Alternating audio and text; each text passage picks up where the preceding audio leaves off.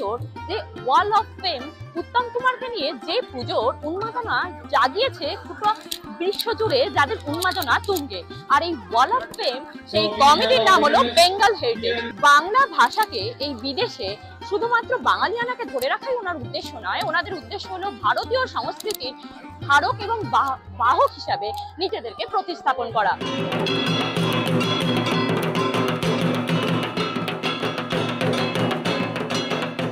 লন্ডনে শারদ উৎসবে 2025-এ এ বছর পাচ্ছে বিশেষ মাত্রা, কারণ স্মরণ করা হচ্ছে মহানায়ক উত্তম কুমারের জন্ম শতবর্ষ।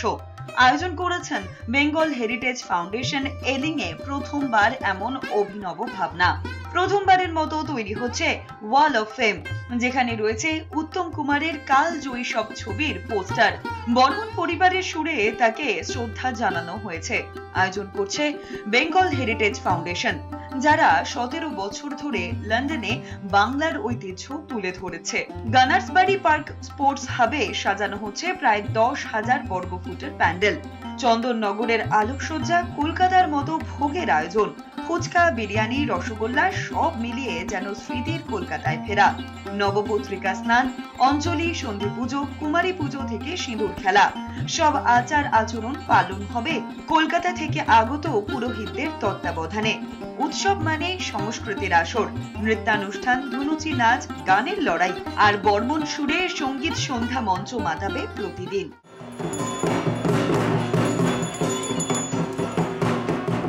বেঙ্গল হেরিটেজ ফাউন্ডেশনের এবছর দুর্গাপুজোয় ওয়াল অফ ফেম উত্তম কুমারের তো আকর্ষণ রয়েছে, কারণ উত্তম কুমারকে নিয়ে একাধিক সিনেমা, একাধিক পোস্টার ওনারা এখানে সংরক্ষণ করেছেন। এখানকার পুজোর একটি বৈশিষ্ট্য হলো খাবার দাবার, স্ট্রিট ফুড থেকে সমস্ত কিছু, স্ন্যাক্স, ডিনার এবং আমাদের নর্মাল যে মিল আমরা খাই সেগুলো একই কাউন্টারে।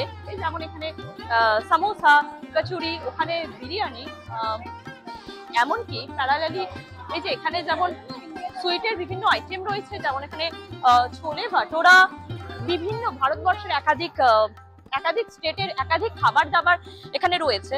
এখানে মালাই পনির, চিকেন, সমস্ত রকম বিরিয়ানি সবই এখানে বিক্রি হচ্ছে। একটা কাউন্টার রয়েছে প্যারালালি, যেটি এখানকার বিশেষ বৈশিষ্ট্য সেটি হলো যেখানে ভারতীয় ট্র্যাডিশনাল পোশাক, আমাদের শাড়ি, সমস্ত জুয়েলারি সবকিছু একই ছাদের নিচে বিভিন্ন স্টলে এখানে সংরক্ষণ করা হয়েছে এবং এখানে বিক্রি হচ্ছে। এটি একটি পুজো উদ্যোক্তাদের সত্যি ধন্যবাদ না দিলেই নয়, তারা একই ছাদের নিচে গোটা ভারতবর্ষকে এইভাবে প্রেজেন্ট করেছেন, সত্যি অভিনব। সুমনা আদকের রিপোর্ট, এস নিউজ।